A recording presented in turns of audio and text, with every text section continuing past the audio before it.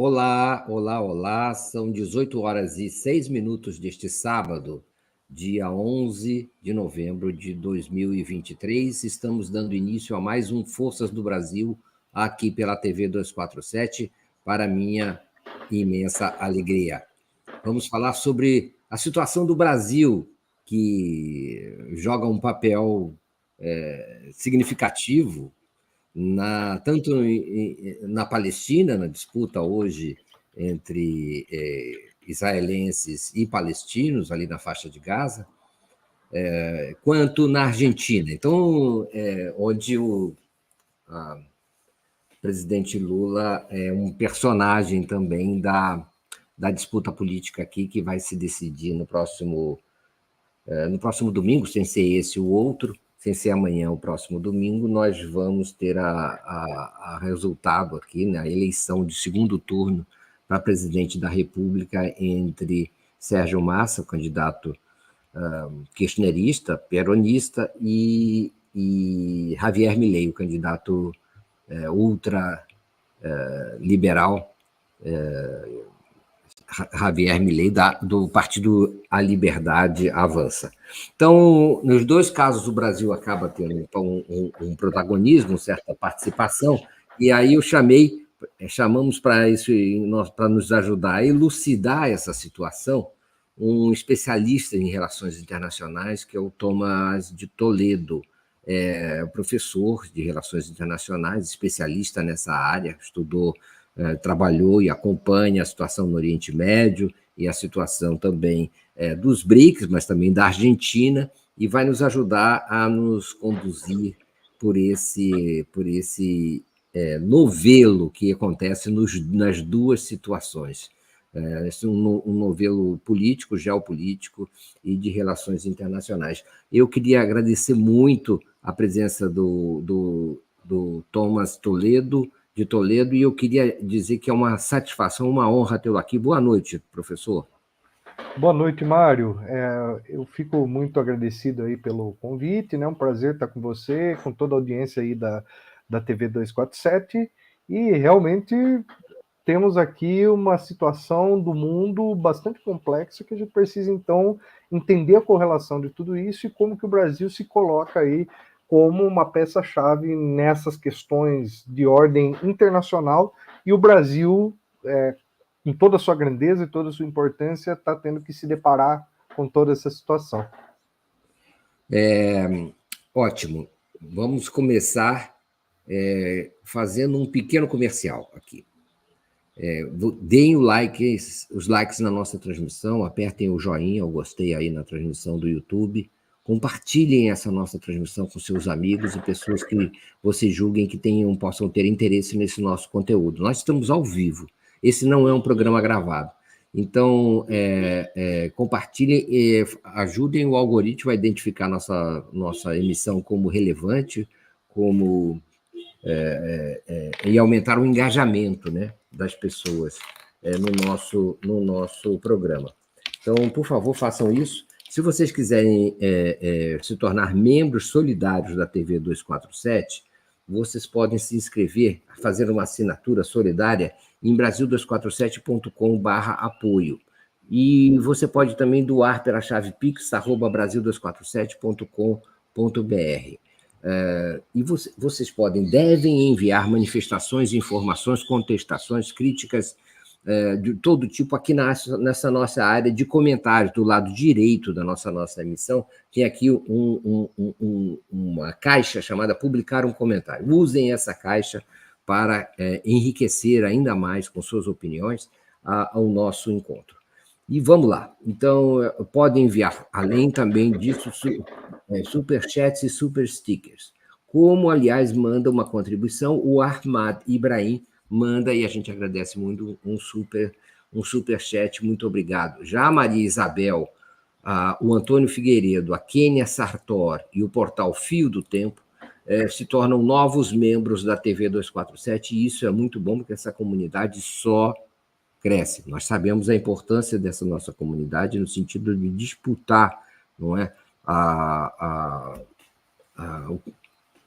os espaços de informação, as narrativas a respeito do que está acontecendo, que é o que nós vamos fazer hoje. Nós vamos disputar com as versões hegemônicas, da mídia hegemônica, afinal, o que é que está acontecendo nas duas realidades, Palestina, Oriente Médio, Israel e Argentina. Vamos começar pela Palestina, porque tem brasileiro lá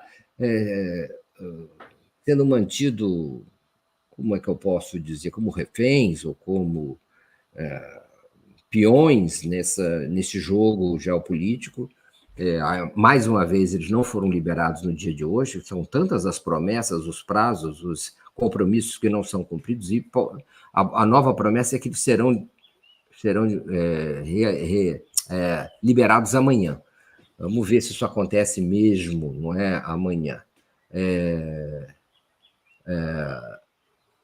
Tem gente que já está falando da Argentina, mas o Júlio César Beraldi fala a segunda Nakba, o massacre do governo genocida sionista. Então, alguém lembra aqui que você também e a gente era bom a gente lembrar isso, o Tomás de Toledo, ele é também egiptologista.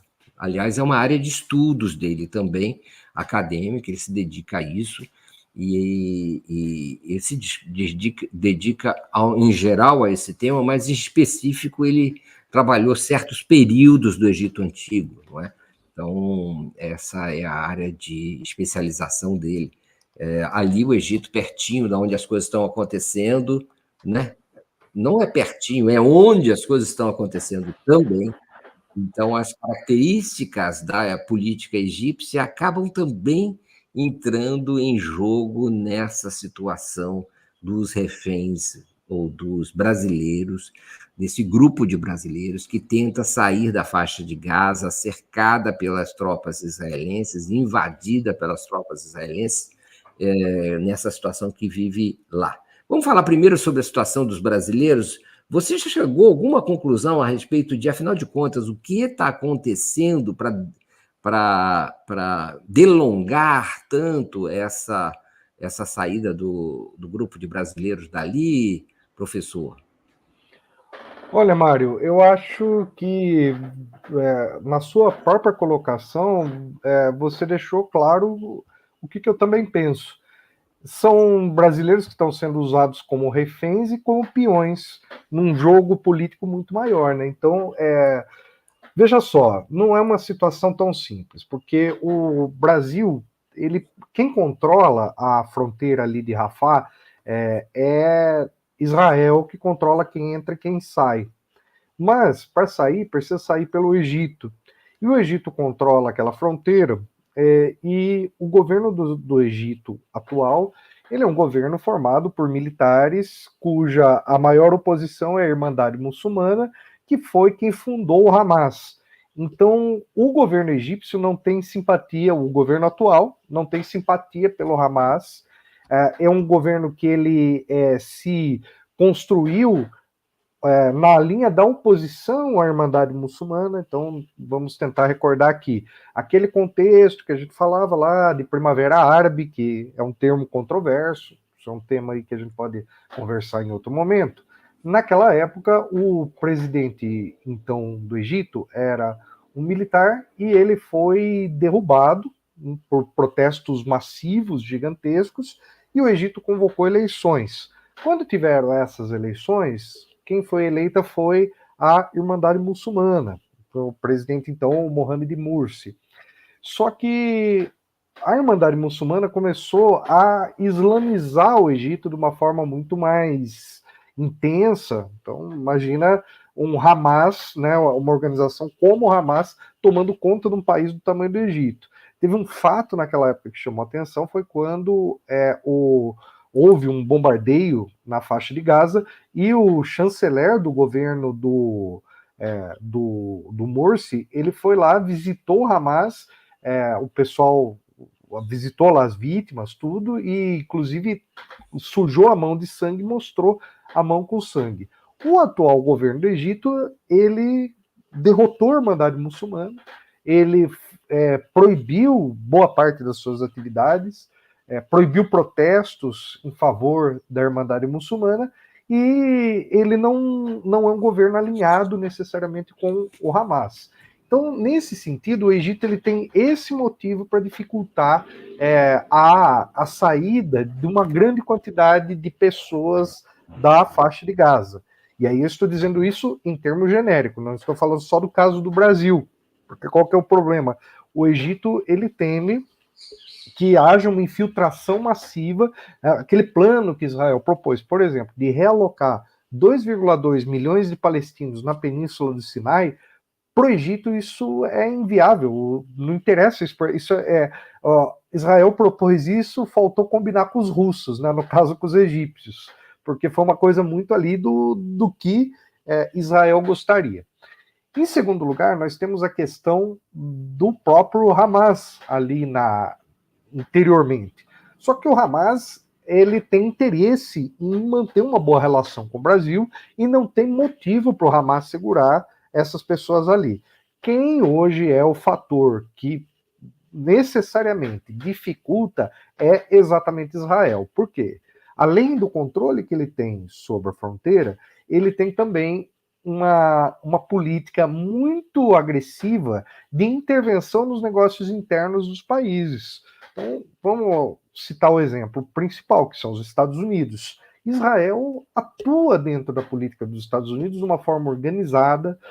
Israel já teve alguns momentos em que Netanyahu não se alinhou com o governo dos Estados Unidos, no caso do Barack Obama, e ele usou o apoio que existe do lobby de Israel no Congresso dos Estados Unidos para fazer essa contestação. Então, portanto, o que a gente está vendo é um deslocamento também de Israel no sentido de interferir na política interna do Brasil. Então, esse gesto que houve do embaixador de Israel se encontrar com Bolsonaro, isso é uma quebra de decoro diplomático. Além disso, nós temos também, conforme você citou, Mário, a questão da Argentina. O Milei, ele deixa muito claro que o alinhamento dele é com os Estados Unidos e com Israel, que ele chama de mundo civilizado contra a barbárie, contra as ditaduras. Isso é tudo retórica, tá? Porque a gente vai ver que, na verdade, não se trata nada de democracia, não se trata de civilização, se trata apenas de um alinhamento geopolítico com os interesses ocidentais. Então, isso é muito importante a gente dizer. O que Israel está fazendo com o Brasil é o que os palestinos enfrentam há mais de 75 anos, quando Israel sempre promete alguma coisa e nunca cumpre. Isso é uma tradição da política externa israelense, que é blefar e não cumprir acordo. E toda vez que essa situação se coloca, o Brasil ele não reage à altura. Vamos dar um exemplo aqui. Quando a Dilma era presidente do Brasil, teve um bombardeio muito intensivo na faixa de Gaza, se não me engano, isso foi 2012, 2013, não lembro exatamente qual dos, porque Israel bombardeia a Gaza praticamente todo ano. E a Dilma tomou uma posição dura, se não me engano, até acho que ela chegou até a convocar o embaixador brasileiro, não lembro se chegou nesse ponto, mas Israel até usou, bom, com certeza foi depois de 2014, porque foi depois da Copa do Mundo, e usou a questão que o Brasil era um anão político, um anão das relações internacionais, e disse que a diplomacia do Brasil tinha sido humilhada como o Brasil no futebol. Então, Israel sempre tem essa postura arrogante de lidar com as questões internacionais. Vamos lembrar que o atual secretário-geral da ONU, ele é um português progressista, ligado à Igreja Católica, que tem uma visão... É um progressista, não vamos dizer que ele é um cara de esquerda, não. É um católico, é um cristão progressista. E o posicionamento que teve o secretário-geral da ONU, que não foi nada muito agressivo, foi um posicionamento de se preocupar com a questão humanitária da população de Gaza, fez com que Israel pedisse a renúncia dele. Então, a política externa, principalmente do governo Netanyahu, mas isso nós tivemos ao longo da história de Israel, especialmente nos últimos anos, é uma política de arrogância e de ingerência nos assuntos internos. E cada vez mais no Brasil, em que você tem um núcleo de apoio ideológico a Israel e ao sionismo, que basicamente se divide em dois. A extrema-direita bolsonarista e os fundamentalistas evangélicos. É claro que a gente pode até dizer, mas há os judeus também que apoiam o sionismo, os judeus sionistas. Sim, só que eles são em menor número, são expressivos, claro, mas em termos de assim, massa, de quantidade, de volume, os evangélicos e os bolsonaristas representam um peso muito maior. E é com isso que Israel tem jogado para poder interferir na política externa brasileira, Mário. Quer dizer, então, que isso que acontece, o contexto disso que acontece com esse grupo de brasileiros e com o embaixador israelense no Brasil, tem um histórico que explica e talvez influa nessa situação atual em relação ao grupo de brasileiros. Eu queria lhe perguntar o seguinte: isso é alguma coisa específica de Israel ou do governo Netanyahu com Lula e o PT no governo? O que lhe parece?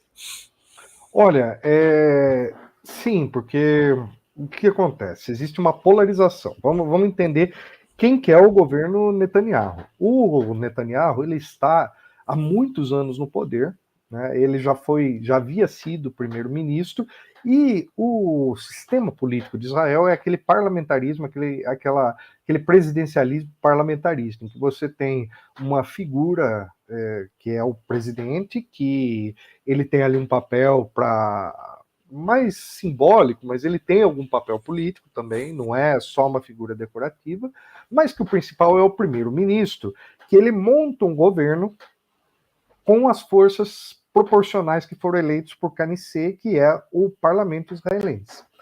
E nos últimos tempos nós tivemos uma ascensão de grupos religiosos de extrema-direita em Israel e ultranacionalistas. E o Netanyahu ele fez uma composição com esse grupo. E esse grupo ele prega coisas como a capital do Estado de Israel, ou seja, Jerusalém. Alguns falam abertamente em expulsão definitiva dos palestinos de suas terras. O próprio Netanyahu chegou na ONU com um mapa do que ele diz ser Israel, em que ele não reconhece mais a existência da Palestina. Então, ao longo de sua carreira política, o Netanyahu ele combateu a solução de dois estados, que é uma posição tradicional da política externa brasileira. Então, é uma posição que, se nós formos analisar desde a década de 60, né, no caso ali, os governos militares, depois o governo Sarney, governo Collor, FHC, Lula, Dilma, Temer, isso só veio a começar a mudar um pouquinho com o Temer, mas principalmente com o Bolsonaro. O Bolsonaro, pela primeira vez na história, ele votou a favor de Israel, no caso na ONU, uma coisa que foi uma exceção numa série histórica de votações que o Brasil teve. E o Brasil hoje ocupa um papel importante, porque o Brasil hoje preside temporariamente o Conselho de Segurança da ONU. E como o Brasil está nesse papel, presidindo esse Conselho de Segurança da ONU, a posição do Brasil é uma posição que influi sobre outras decisões. Tanto que o Brasil tentou construir uma resolução de consenso. Essa resolução foi aprovada por praticamente todo mundo, exceto pelos Estados Unidos, que vetaram essa resolução. Da mesma forma que vetaram depois também um outro texto apresentado pela Rússia. Porque na estrutura do Conselho de Segurança da ONU nós temos 5 membros com poder de veto, que é Estados Unidos, Rússia, China, França e Inglaterra. Então, qualquer um desses países eles têm o poder de veto, e com esse poder de veto, eles tradicionalmente impedem com que qualquer condenação mais dura a Israel seja feita, particularmente pelos Estados Unidos. Então, hoje, que a gente observa é que o governo Lula tem causado algumas insatisfações pelo governo do Netanyahu. O governo do Netanyahu ele tem uma posição que é aquela coisa da doutrina Bush, quem não está comigo, então não é meu aliado, é meu inimigo. Né? Então o Bush usou isso no discurso quando ele lançou a chamada guerra ao terror. E Netanyahu parece resgatar esses conceitos da chamada guerra ao terror do Bush, trazendo aqui para essa questão de Israel, dizendo que todos os meios justificam os fins de acabar com o terrorismo, no caso, com o Hamas. E nesse sentido, o Brasil tem expressado a necessidade de que sejam cumpridas as questões definidas nos tratados internacionais, particularmente das convenções de Genebra, que Israel não está cumprindo. Não é à toa que ontem foi o dia que Israel bombardeou hospitais em larga escala, coisa que desrespeita todo o direito internacional relacionado aos direitos das pessoas em regiões de conflito. Hoje, Israel é praticamente um par internacional que se opõe a exercer o direito internacional de uma forma equilibrada para todas as potências. E é essa situação que vem incomodando o governo Netanyahu, que ao mesmo tempo se alinhou com o Bolsonaro. Vamos lembrar que o Bolsonaro, primeiro, existe essa questão da indústria de armas. Existe uma fixação por isso, por parte dos bolsonaristas. Em segundo lugar, essa questão da indústria de armas, Israel ganhou muito dinheiro no Brasil com a venda de armas em geral. Essas feiras que eles organizam em São Paulo, no Rio de Janeiro, sempre vinha tecnologias israelenses que eles diziam testadas no campo de batalha. O que é testado no campo de batalha? Testado com os palestinos.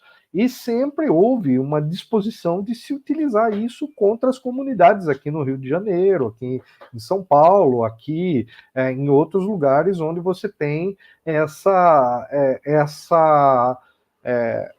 teoricamente assim, vamos combater o tráfico da mesma forma que Israel combate o terror, como eles dizem na retórica. Então, tem um interesse econômico por trás dessa aproximação, tem um interesse também ideológico e pragmático, porque vamos lembrar que o Bolsonaro visitou ali Israel, inclusive o Bolsonaro deu um fora lá, chegou a dizer que o nazismo era de esquerda, e aí até os rabinos ultra-ortodoxos lá criticaram a fala do Bolsonaro, e o Bolsonaro insistiu, falando que não tinha dúvidas de que o nazismo era de esquerda, esse tipo de coisa, de besteira que ele sempre apresentou.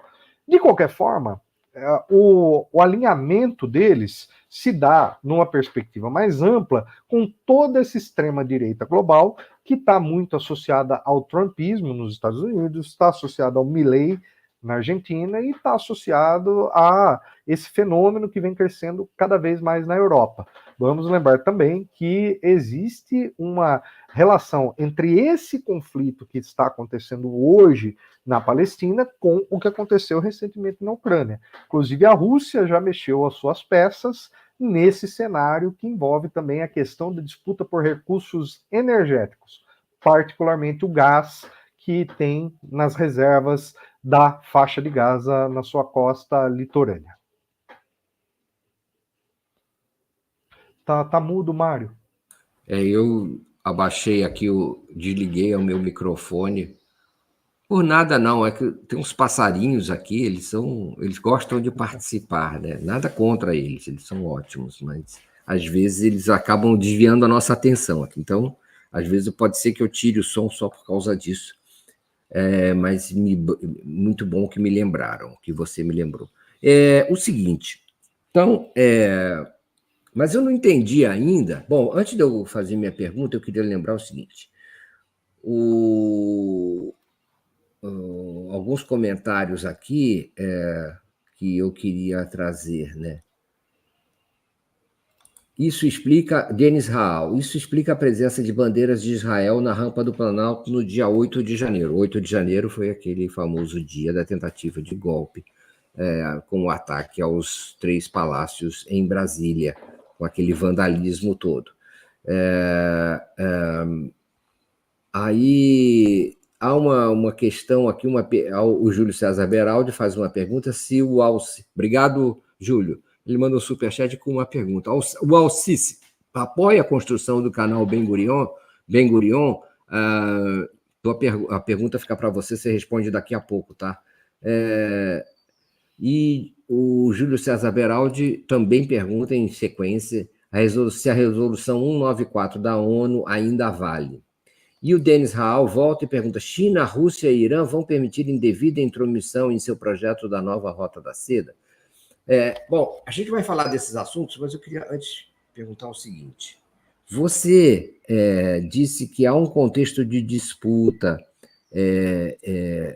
de uma espécie de condições para que os brasileiros estejam sendo usados como forma de retaliação do governo de Israel contra o Brasil, contra o governo brasileiro, contra Lula e contra o governo da Frente Ampla. Existem condições, mas efetivamente você tem evidências de que é isso que está acontecendo? Porque as alegações são dos mais diversos tipos, não é? A de que, por exemplo, haveria que dar prioridades a ambulâncias. Tudo isso, às vezes, me parece um pouco infantil também, essa retenção dos brasileiros, diante do fato de que, efetivamente, eles serão liberados alguma hora, não é? E parece uma coisa tão excepcional, fora da lógica, que para a gente acreditar totalmente nisso era necessário ter mais elementos, não te parece, Tomás? A questão é que não justifica o porquê Israel está por tanto tempo segurando esses brasileiros dessa forma. Porque não é uma questão complexa. Eles já se encontram ali, eles já estão aguardando essa liberação e o nome deles já foi colocado na lista. Então só falta Israel pegar e libertar. Não tem mais. O Brasil já está com o seu avião mobilizado, o Brasil está com a sua diplomacia toda mobilizada, o corpo diplomático do Brasil no Egito está ali acompanhando. O Brasil negociou também, pediu que a Autoridade Nacional Palestina interviesse junto ao Hamas, porque o Brasil não tem relações com o Hamas enquanto Estado, mas tem com a Autoridade Nacional Palestina, que é quem governa, pelo menos formalmente, a Palestina. O Brasil reconheceu, na época que o presidente Mahmoud Abbas ele propôs na ONU que a Palestina fosse aprovada como Estado observador, o mesmo status que tem o Vaticano, e a Autoridade Nacional Palestina ela tem relações diplomáticas com o Brasil. Então, nesse sentido, o Brasil está fazendo um jogo com várias frentes diplomáticas atuando ao mesmo tempo, e Israel parece deixar claro que ele quer tirar alguma coisa do governo com relação a isso. Então, enquanto o governo não cede às pressões, e aí as pressões são muito claras, por exemplo, essa questão do suposto atentado que membros do Hezbollah estavam tramando no Brasil. Ora, essa história ela é muito mal contada, porque o Hezbollah, primeiro, ele é um partido político organizado no contexto do Líbano, que tem uma forte base social, tanto da população xiita, quanto da população do sul do Líbano, que transcende até os xiitas. Então, existem cristãos, existem pessoal de outras religiões que apoiam o Hezbollah, porque o Hezbollah se apresenta como um movimento de resistência contra a ocupação israelense. É importante lembrar que ele é um herdeiro de toda aquela luta que houve já na Guerra Civil Libanesa. Particularmente, nós tivemos ali o massacre de Sabra e Shatila, que ocorreu no começo dos anos 80, e que tudo isso fez com que o Líbano fosse, inclusive, um lugar onde houvesse a presença de forças internacionais para poder pacificar o país. E hoje, Israel teme um ataque do Hezbollah ali, e por temer esse ataque do Hezbollah, que recebeu muito apoio do Irã, o que Israel faz é tentar trazer esse tema para a agenda da política externa dele aqui no Brasil. Então, o que acontece? Por que Israel jogou essa cartada? Lançou com o Mossad uma suposta operação, uma suposta informação de que haveria uma operação para realizar atentados terroristas contra judeus no Brasil, e a Polícia Federal ela foi investigar essa situação. A Polícia Federal cumpriu aquilo que ela deveria cumprir. Entretanto, o próprio governo israelense anunciou isso antes de que a polícia do Brasil realmente averiguasse em detalhes essa situação. Então, novamente, o governo de Israel interveio na política brasileira e usou isso, inclusive, num ato indecoroso, que foi a visita do embaixador israelense no Brasil ao Congresso brasileiro ao lado de Jair Bolsonaro. Inclusive, ele estava lá devidamente identificado. Vamos lembrar que no governo Bolsonaro ele tentou criar várias condições de aproximação com Israel. Lembra, inclusive, que teve aquela situação, não lembro se foi em Brumadinho, se foi em Mariana, em que o Bolsonaro pediu que viessem soldados israelenses aqui ajudar, e os soldados israelenses eles praticamente só tiraram foto ali, porque eles não sabiam nem o que fazer naquela situação. Primeiro que as forças armadas israelenses não estão acostumadas com missão de paz, mas missão de guerra. Então, nesse sentido, o exército de Israel veio para cá e praticamente passeou, não teve papel nenhum para ajudar as vítimas. E quem pagou foi o governo brasileiro, que depois até condecorou eles. Então, nesse sentido, existe uma nostalgia do governo Netanyahu por o momento em que o Brasil se alinhava ao governo israelense de uma forma muito intensa. E aí, hoje, o governo do Lula ele está progressivamente escalonando a perspectiva. Então, vamos retomar aqui os fatos. Quando houve o atentado no dia 7 de outubro, o presidente Lula condenou esses atentados, inclusive chamou de terrorismo, coisa que o Brasil, tradicionalmente, o Brasil não classifica grupos como terroristas, classifica ações como terroristas, porque quando você classifica um grupo como terrorista, você impossibilita reconhecer esse grupo enquanto um agente para você negociar a paz. Então, o Lula cedeu às pressões que houve naquele momento, colocou ali uma posição um pouco mais voltada ao que seria a opinião israelense. Isso praticamente não teve efeito. O que teve, ao contrário, foi exatamente quando o Lula foi escalando o tom. Então, o Lula já usou a palavra genocídio e o Celso Amorim também já usou essa palavra genocídio. Isso significa que o Brasil vem escalonando. E se tem uma coisa que Israel sabe, é que se eles soltarem hoje os reféns brasileiros, os civis brasileiros que estão em Gaza, nesse momento ele vai permitir duas coisas. Um ganho político para o Lula, que a partir daquele ato com o Bolsonaro no Congresso, eles tentaram passar essa carga, passar esse mérito para o Bolsonaro. Então, assim, Israel tenta fazer com que o Bolsonaro capitalize esse fato. Em segundo lugar, eles não querem que o Brasil, ao ter essas pessoas liberadas, radicalize as suas posições. E onde o Brasil pode radicalizar?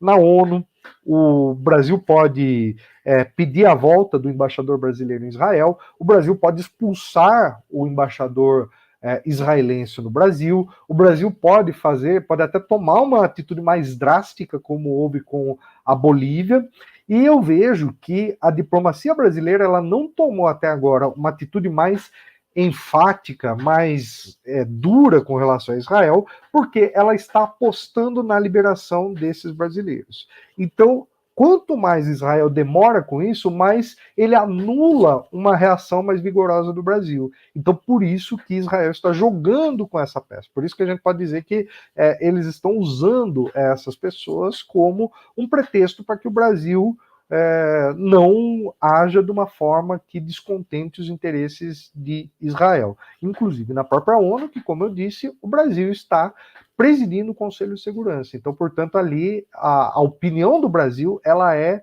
levada em conta internacionalmente, não só pela importância do Brasil, mas também pela questão de onde hoje o Brasil está localizado. E vamos colocar aqui mais um detalhe importante nessa equação. O BRICS teve a sua nova onda de expansão, em que dois atores importantes desse conflito ingressaram no BRICS. Na verdade, mais do que dois, porque nós tivemos ali o ingresso do Egito e do Irã, também da Arábia Saudita, e esses países estão relacionados com a questão desse conflito de uma forma ou de outra. Então, o Egito, como a gente citou aqui, e o Irã, que apoia tanto o Hamas quanto o Hezbollah. Não dá para a gente dizer que o Hezbollah é um joguete na mão do Irã, como o Israel costuma dizer. O Hezbollah ele tem uma agenda própria. E quem costurou essa aliança, chamada Eixo da Resistência, foi aquele general iraniano que foi assassinado, que é o Suleiman, que ele costurou uma aliança que era entre Hamas, entre Hezbollah, entre o governo da Síria, do presidente Bashar al-Assad, e entre o governo do Irã. E aí, eventualmente, do Iraque, principalmente daquelas forças insurgentes que combateram os Estados Unidos, particularmente os xiitas e uma parte dos sunitas que também se alinharam com essa posição. É interessante esse contexto também de ataque ou de troco para os BRICS, não é? Porque os BRICS, de certa maneira, hospedaram diversas ali potências médias que são relevantes, né? E que acabam se contrapondo, em muitos casos, a Israel. No caso, não é? Especialmente do Irã, no caso ainda indefinido da Arábia Saudita, que está em transição de uma aliança com os Estados Unidos e com Israel para uma neutralidade mais próxima da China, não é? E o próprio Egito. Então tem também esse contexto. É engraçado que isso não parece ser a atitude de Israel, não parece corresponder ou confirmar aquela avaliação de um ministro israelense de que o Brasil seria um anão diplomático. Ao contrário, parece até reforçar a importância do Brasil e dizer que Israel está preocupada com o protagonismo brasileiro na ONU, em outras instituições, a liderança brasileira em vários setores. Então, ao contrário, parece conferir uma importância grande, né, a ponto de sacrificar vidas, não é, que estão aí ameaçadas de brasileiros. Então, é interessante ver isso também, como isso aconteceu. Eu queria falar sobre o Hezbollah, mas aqui eu não queria deixar penduradas as perguntas do Júlio César Beraldi. O Al-Sisi apoia a construção do canal Ben Gurion? Explica melhor um pouco esse canal como será, e se será. E depois a gente vamos falar mais do Hezbollah, tá? Para ver quão crível é essa versão de que havia uma conspiração do Hezbollah usando o Brasil e com ameaças sobre sinagogas, esse tipo de coisa. Júlio César Beraldi, que fez essa pergunta, complementa dizendo se a resolução 194 da ONU ainda vale. Fala um pouco sobre isso, o professor. Bom, vamos lá então. A questão do canal Ben Gurion é uma proposta que Israel tem, né, de construir um canal alternativo ao canal de Suez. É claro, né, se a gente for olhar no mapa, ele é basicamente uma pontinha ali que assim, o Egito ele é um daqueles poucos países do mundo que ele é bicontinental. Então, o Egito ele está tanto no continente africano quanto no continente asiático. A parte asiática do Egito é a península do Sinai. E a conexão ali do Mar Vermelho, que é exatamente a ligação do Egito africano com o Egito asiático, é o canal de Suez que faz esta conexão. A ideia do canal Ben Gurion seria fazer um canal alternativo a esse, passando pelo sul de Israel. No caso, para ele ter viabilidade, você precisaria desocupar a faixa de Gaza. porque a partir dali você precisaria passar um canal ali. Eles não fariam esse trajeto passando por território onde há ocupação israelense. Vale lembrar que ali, o sul de Israel é o deserto do Negev, e existe uma população ali de beduínos, e esses beduínos, eles são uma população nômade. Essa população nômade, ela costuma ser expulsa desse deserto por Israel, e essa população, né, foi exatamente um dos motivos que levaram o Hamas, no dia 7 de outubro, a atacar as posições de Israel, que eram aquelas utilizadas, inclusive, para inviabilizar a vida desses palestinos. Então, com relação ao canal Ben Gurion, eu não vi uma posição do Sisi até agora, mas com certeza isso contraria os interesses do Egito, porque o Egito, o PIB do Egito, basicamente assim, nós temos dois setores econômicos que são os mais fortes no Egito. O primeiro é o Canal de Suez e o segundo é o turismo. Então, imagina, se o Egito ele perde o poder do Canal de Suez, ele vai perder grande parte da sua importância geopolítica, que passaria para Israel. E aí, nesse caso, tudo que a China tem feito até agora, no sentido de se aproximar cada vez mais do Egito. Então, assim, eu estive no Egito recentemente, vou voltar para o Egito em breve, né? Inclusive, se alguém tiver interesse em conhecer o Egito através das nossas expedições arqueológicas, pode entrar em contato conosco, né? Porque a gente oferece cursos ali sobre a história do Antigo Egito nos próprios sítios arqueológicos. Então, o Egito, nesse caso, ele tem toda uma dependência desses dois setores, que é o Canal de Suez e o turismo. Se você tira o Canal de Suez, o Egito ele perde sua influência geopolítica e ele perde um setor extremamente competitivo dele. A China hoje está construindo a nova capital do Egito, e essa nova capital do Egito, que na verdade quem está construindo são os egípcios, mas a China está financiando que ela desloca do Cairo para uma região mais próxima ali de Suez.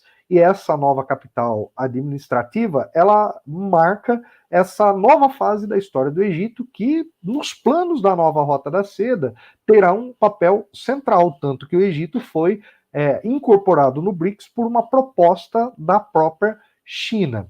E aí, em resumo, o que torna o Panamá um ator relevante é o Canal do Panamá.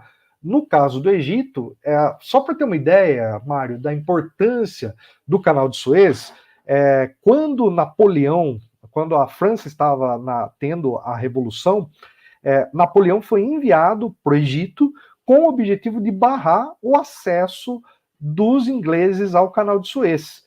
Porque na verdade ali não era exatamente o Canal de Suez, você tem uma passagem ali, né? O Canal de Suez de verdade vai ser inaugurado mais para frente, mas aquele caminho, aquele trajeto que a Inglaterra fazia já era estratégico ali, tanto que o Napoleão foi enviado ali para barrar o avanço inglês. Então sempre foi uma região de interesse estratégico, tanto que a guerra de 1956 se deu porque o presidente egípcio Gamal Abdel Nasser nacionalizou o Canal de Suez. Então, portanto, essa é a situação. Com relação à resolução 194 da ONU, né, ela foi adotada com o objetivo de restabelecer o direito dos palestinos de retornarem à Palestina. Então, o que acontece? Em 1947, Israel começou a fazer uma expulsão em massa dos palestinos, que teve o seu ápice em 1948, quando Israel declarou a fundação do seu Estado, e, ao mesmo tempo, os palestinos tiveram que ser expulsos das suas casas, das suas terras, para que o Estado israelense fosse viabilizado. Nisso, os países árabes entraram em guerra contra Israel, porque a questão dos refugiados palestinos se tornou um grande problema regional. E aí, Israel, naquela época, conseguiu derrotar muito fácil os países árabes, porque os países árabes, naquela época, sequer tinham um exército nacional constituído. Vamos lembrar que tudo aquilo lá pertencia ao Império Otomano até a Primeira Guerra Mundial, e depois, com o acordo de Sykes-Picot, que é o acordo entre França e Grã-Bretanha, essa região foi toda ela partilhada, e os países árabes iniciaram seus processos de independência, e que, por exemplo, no Egito, nessa época, 1948, sequer a gente podia dizer que o Egito era um país independente. Ele vai se tornar, de fato, com a revolução liderada por Nasser, 4 a 5 anos depois disso. Então, a resolução 194, ela propõe que os palestinos sejam devolvidos, tenham o direito de retorno às suas terras. Esse é um tema que ele sempre volta à tona. Por quê? Porque hoje, as pessoas que foram expulsas ali pela Nakba, muitas delas já faleceram, elas vivem em outros países, espalhadas pelo mundo, mas especialmente nos países árabes, e esse direito, em tese, seria herdado pelos seus filhos e netos. Só que hoje, se você contabilizar a população que foi expulsa, que era de 800 mil, hoje essa população ela seria de alguns milhões. E com isso, Israel perderia a maioria judaica no seu território, porque isso haveria uma população predominantemente palestina. Então, Israel nunca aceitou com que os palestinos pudessem retornar para suas casas, para suas terras, ou fossem realocados, porque existe essa questão demográfica. Israel não aceita ter minoria no seu território. Tanto que Israel estimula aqueles judeus ultra-ortodoxos que têm muitos filhos a, inclusive, poderem continuar se procriando, porque isso é o que dá uma possibilidade para Israel para ampliar a sua demografia, né? Porque é um Estado colonialista, e se Israel tem planos expansionistas, ele precisa basicamente de uma coisa: pessoas. E hoje, nem que traga todos os judeus do mundo para Israel, eles teriam o suficiente para fazer o que o projeto sionista propõe em termos de expansão territorial e colonial. Tá mudo, Mário. Perdão. A Estela Bettini te manda um superchat perguntando: na sua opinião, professor, se o Brasil for mais rigoroso em suas medidas diplomáticas, pioraria? Ou teria uma possibilidade de um recuo de Israel em sua ofensiva de intervenção em nossa política? Olha, qual que é a questão? Como que Israel sempre responde a qualquer tipo de contrariedade? Sempre pelo uso da força. Então, veja só, houve um ataque do Hamas, como que Israel reagiu até agora? Destruiu o norte de Gaza inteirinho. Então, Israel sempre age de forma desproporcional e violenta com tudo aquilo que contraria. E isso, eu citei um exemplo deste ano. Se nós pegarmos ao longo da história, Israel sempre agiu dessa forma. Israel sempre teve uma postura, por exemplo, de combater os avanços, por exemplo, que a gente teve ali a questão do programa nuclear iraniano, que Israel quase atacou o Irã em várias ocasiões. Quando Saddam Hussein estava desenvolvendo suas armas nucleares, Israel bombardeou o Iraque. Israel bombardeia a Síria constantemente, inclusive mexendo nos interesses russos, que, por sinal, né, a Rússia ela enviou ali os seus jatos hipersônicos para ficarem sondando aquela região onde os Estados Unidos deslocaram seus porta-aviões. Por quê? Porque ali é uma reserva de gás que, se essa reserva for viabilizada, esse gás poderá ser uma das fontes substitutas ao gás russo para o contexto europeu. Então não é à toa que os europeus apoiam cegamente Israel, é porque eles têm interesse em consumir esse gás que, para ser explorado, precisa desalojar a população de Gaza. E esse gás, portanto, ele não interessa para a Rússia e, ao mesmo tempo, ele interessa aos europeus, que fizeram toda aquela situação ali na Ucrânia e que se realinharam com os Estados Unidos e que se realinharam com a população ucraniana ali, especialmente com o governo do Zelensky, né, para poder garantir, portanto, novas fontes de fornecimento de gás que não fosse a Rússia. Quem ganhou com isso foi muito os Estados Unidos. Então, nesse caso, o Brasil ele precisa, portanto, entender a movimentação dessas peças para poder saber como jogar em tudo isso. Então, conhecendo o histórico de Israel, se você endurece, a tendência de Israel é endurecer ainda mais. E eu não digo que seria impossível Israel jogar uma bomba nos brasileiros. Isso não é impossível, porque Israel já fez isso muitas vezes, inclusive com outros países.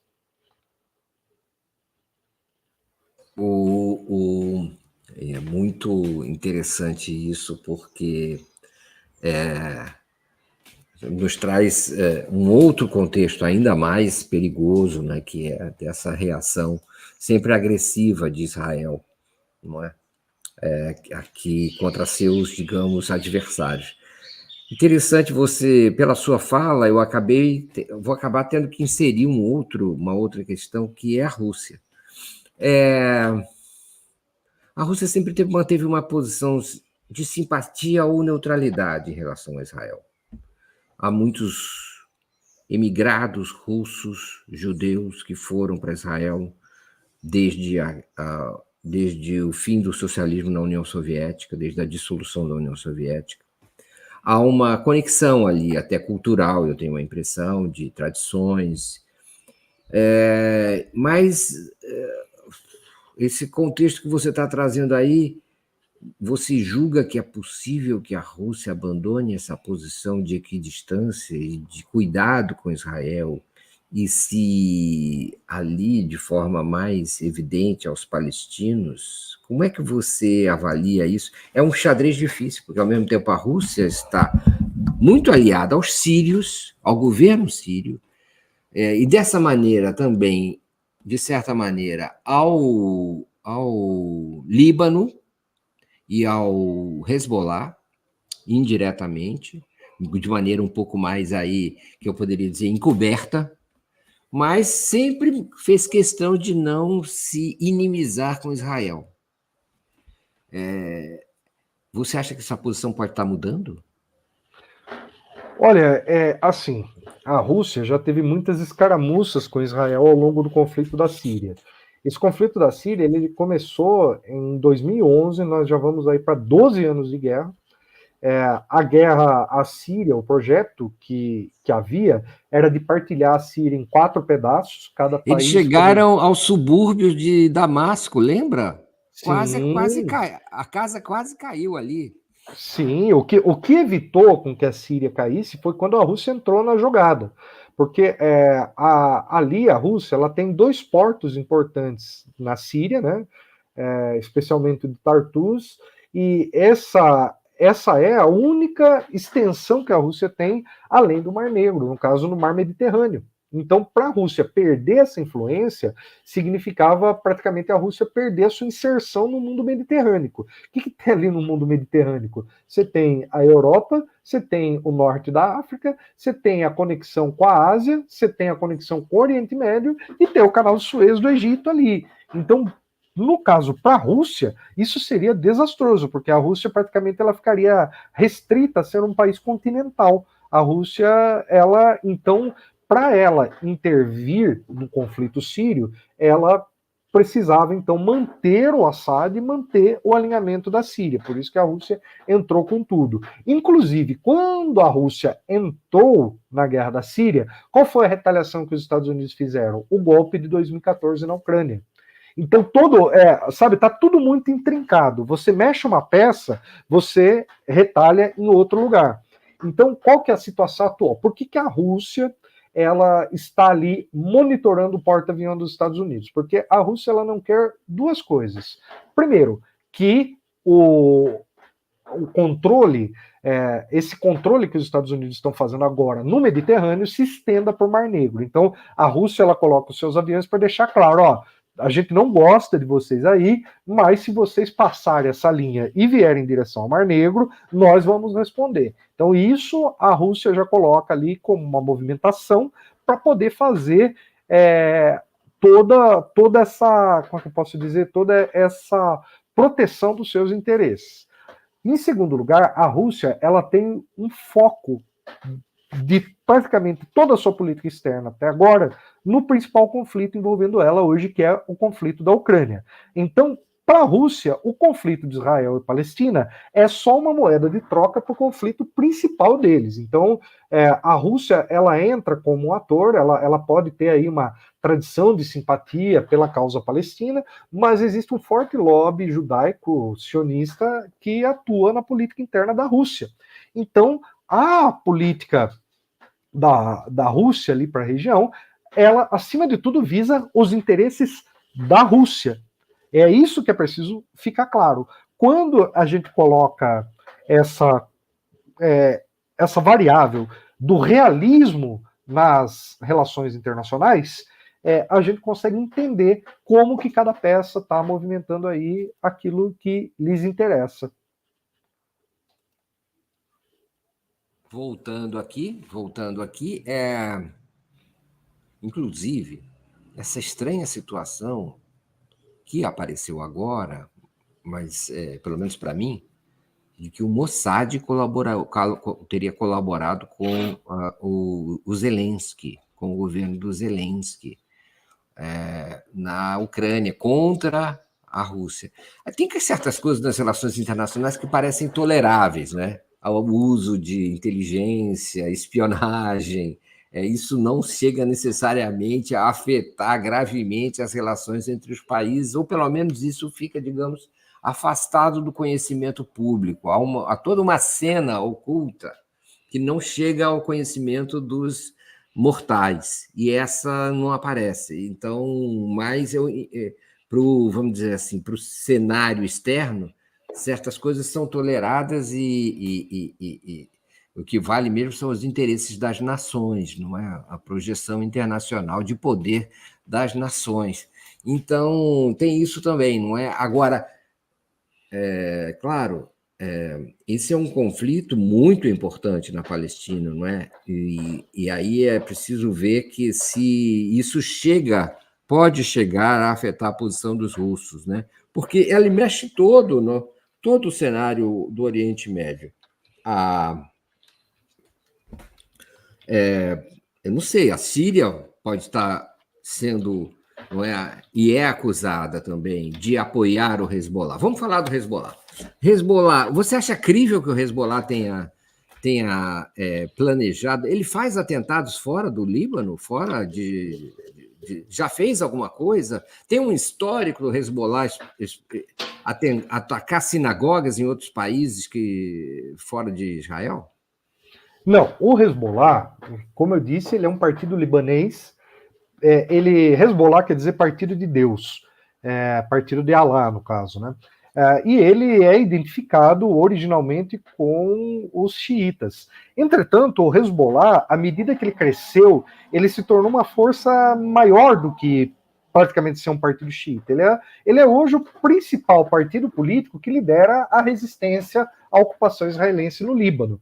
Então, o Hezbollah, ele tem uma prática muito mais voltada aos seus interesses ali do Líbano e às questões da política interna libanesa do que propriamente essa questão de fazer atentados. Existe uma desinformação que já surgiu na época do governo Bush, com a coisa da guerra ao terror, de tentar dizer que tudo é Al-Qaeda, Estado Islâmico, Talibã, Hamas, Hezbollah, que todos esses movimentos são a mesma coisa, não passam de um bando de terroristas que querem atacar os judeus por ódio, que querem atacar a cultura ocidental por ódio, por fundamentalismo, e não é. Cada um desses grupos tem uma bandeira, cada um desses grupos tem uma história, alguns desses sequer podem ser classificados como fundamentalistas, o caso do Hezbollah é um desses, porque o Hezbollah ele consegue agregar muito mais do que propriamente islâmicos em torno da sua política.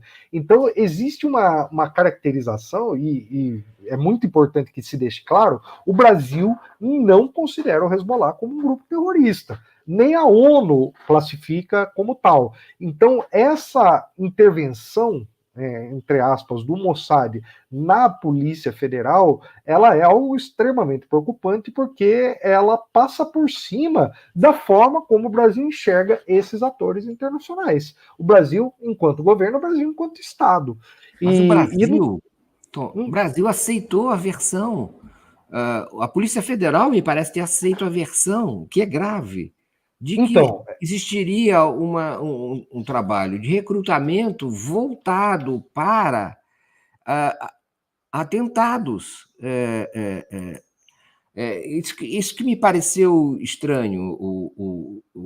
Eu não sei, agora parece que o Tomás está voltando. Ele deu uma fugida e voltou. Ele fugiu um pouquinho, mas ele já voltou.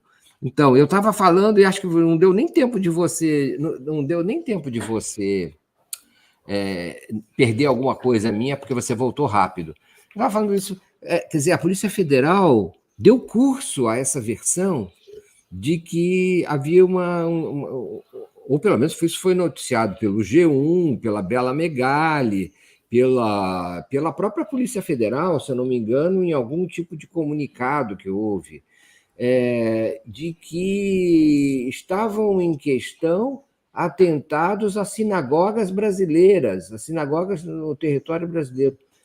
Será que eles não sabem que o Hezbollah não faz esse tipo de coisa, a não ser combater as tropas israelenses no Líbano? olha, então, aí nós vamos ter várias camadas. Primeiro que assim, quem fez essas declarações não foi, no primeiro momento, a Polícia Federal ela disse que ela estava investigando, que ela efetuou algumas prisões, esse tipo de coisa, para poder averiguar os fatos. Quem fez essa alegação de forma enfática foi exatamente o governo do Netanyahu. E aí o Flávio Dino fez uma nota. Você me permite ler a nota do Flávio Dino aqui, Mário, para a gente poder claro. compreender? A nota do Flávio Dino é a seguinte, item 1.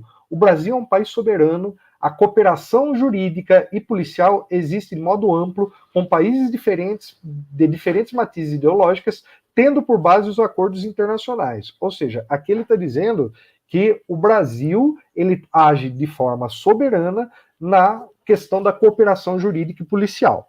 2. Nenhuma força estrangeira manda na Polícia Federal e no Brasil, e nenhum representante de governo estrangeiro pode pretender antecipar resultado de investigação conduzida pela Polícia Federal ainda em andamento. Ou seja, a posição do Dino aqui é muito clara. O embaixador de Israel ele não tem o direito de dizer o que a Polícia Federal vai fazer ou deixar de fazer, e que o inquérito da investigação ainda está em andamento, ainda não foi concluído esse processo. Então, a Polícia Federal ainda ela não concluiu, ela não apresentou a versão final.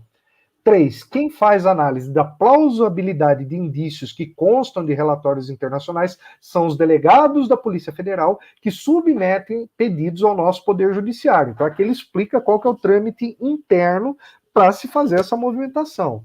4. Os mandados cumpridos ontem sobre possível caso de terrorismo derivam de decisão do Poder Judiciário do Brasil. Se indícios existem, é dever da Polícia Federal investigar para confirmar ou não as hipóteses investigativas. Ou seja, na verdade, a Polícia Federal ela agiu no sentido de investigar, de analisar. Ela está, então, portanto, apenas agora averiguando as possibilidades, trazendo à luz essa situação. Qual que é a questão? Não é de hoje que o governo dos Estados Unidos, na verdade, isso já foi falado desde a época do Obama, a Hillary Clinton chegou a falar, inclusive, que na tríplice fronteira Brasil, Argentina e Paraguai havia uma concentração de apoiadores do Hezbollah. O que acontece? Ali, na região de Foz do Iguaçu, nós temos uma forte presença libanesa, assim como a gente tem também em São Paulo e em outros lugares do país. Particularmente, hoje eu fui lá na Santa Efigênia e fui lá em São Paulo para comprar um produto eletrônico e conversei lá com o pessoal, com os descendentes de libaneses que vivem lá. Então, tem muito sírio também lá. Exato, sírios e libaneses, é isso. Porque Síria e Líbano, no passado, praticamente era uma coisa só, né? Então, essa divisão vem do colonialismo britânico e francês. De qualquer forma, o que é interessante a gente observar sobre isso? O Dino, ele continua a nota, né, colocando o seguinte, ó, a conduta da Polícia Federal decorre exclusivamente das leis brasileiras e nada tem a ver com conflitos internacionais. Não cabe à Polícia Federal analisar temas de política externa. Então, a Constituição do Brasil, ela determina claramente que a política externa do país é exclusividade do Poder Executivo. E quem define essas diretrizes é o Poder Executivo. Ah, mas tem uma comissão de relações exteriores na Câmara, no Senado? Sim. Essa comissão, ela pode propor, ela pode analisar, ela pode sugerir, ela pode criticar, mas ela não pode determinar as linhas da política externa. O mesmo com o Poder Judiciário, né? Então, a política externa cabe, portanto, o governo constituído. E a Polícia Federal, ela não pode interferir nessas questões. Mas aí é que eu te pergunto. Acabou, você continua lendo. Termina aí, depois eu te pergunto. Isso, vamos lá. As investigações da Polícia Federal começaram antes da deflagração das tragédias em curso na cena internacional. Então vamos lá. Existe uma pressão já há mais de 10 anos dos Estados Unidos, de Israel e de outros agentes para se investigar essa ligação de brasileiros que apoiam o Hezbollah. Ora, isso é verdade. Existem brasileiros que apoiam o Hezbollah. Isso não é uma coisa que é escondida. Por quê?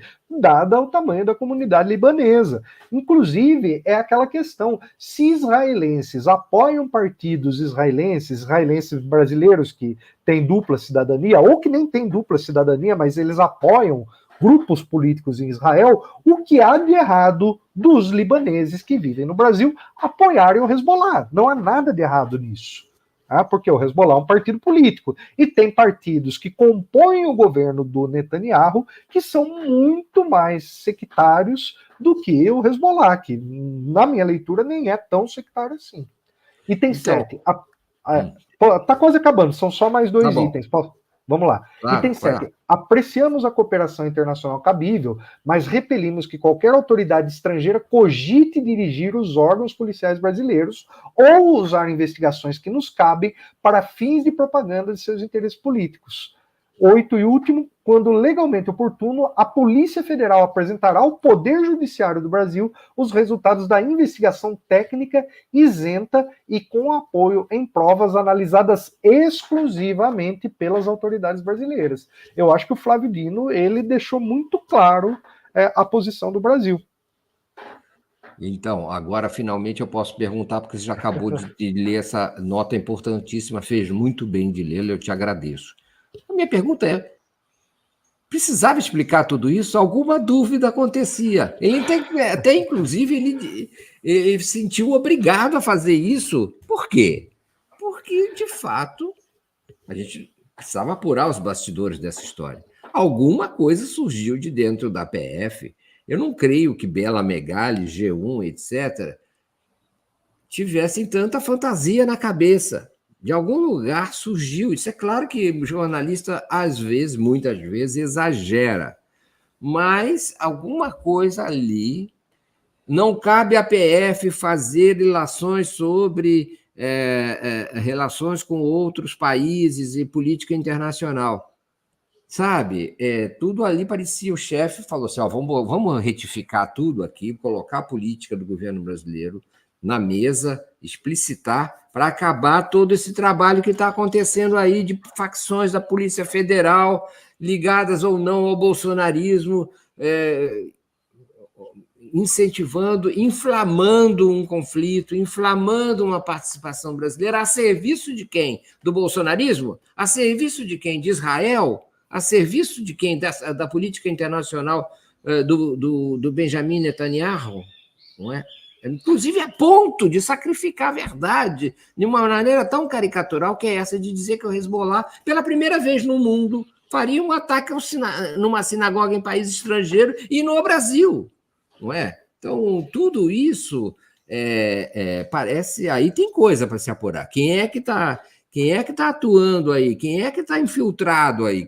Qual é o agente infiltrado? O Brasil até mencionou a ruptura de um acordo que tem com Israel, ou deixou transparecer a possibilidade de ruptura desse acordo com Israel, de colaboração, não sei se é na área militar ou na área de informações. Não é? Então, pode ser também que esse atraso todo, e agora a gente já vai passar para a Argentina, esteja relacionado, professor, sabe a quê?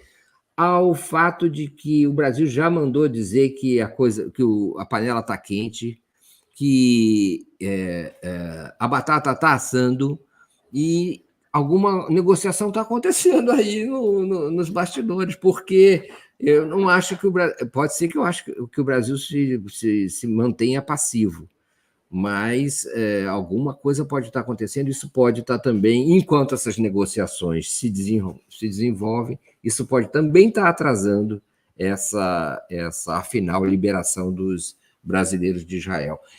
Se você quiser comentar, comenta, senão vamos passar para a Argentina.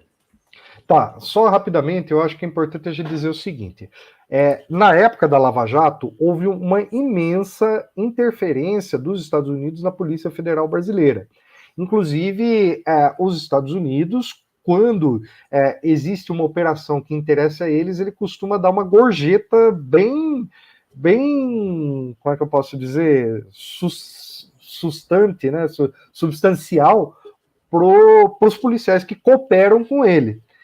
Então, o que acontece é que esse tema já entrou em discussão, inclusive já se falou da questão de soldados e de policiais não poderem receber esse tipo de doação, né, de países estrangeiros. Então, essa agenda, basicamente, é uma agenda que interessa, acima de tudo, aos Estados Unidos e a Israel. E, como eu disse, não é de hoje, a própria Hillary Clinton, quando ela era secretária de Estado do Obama, já vinha argumentando dessas ligações. E também, o que é importante a gente destacar, não é característica do Hezbollah fazer esse tipo de atentado. Agora, qual que é a minha preocupação? Como nós temos uma turma aqui no Brasil que é ligada às milícias, que é ligada aos interesses da indústria de arma de Israel, esse pessoal pode muito bem fabricar um atentado de falsa bandeira, e esse atentado de falsa bandeira colocar o Brasil numa saia justa com relação a esse tema. E isso me preocupa, porque feito isso... Sim, claro. Exatamente. Porque feito isso, aí a situação vai se complicar, porque até você desmentir que foi uma operação de falsa bandeira, você já vai ter toda a opinião pública mobilizada em torno do assunto. Uhum.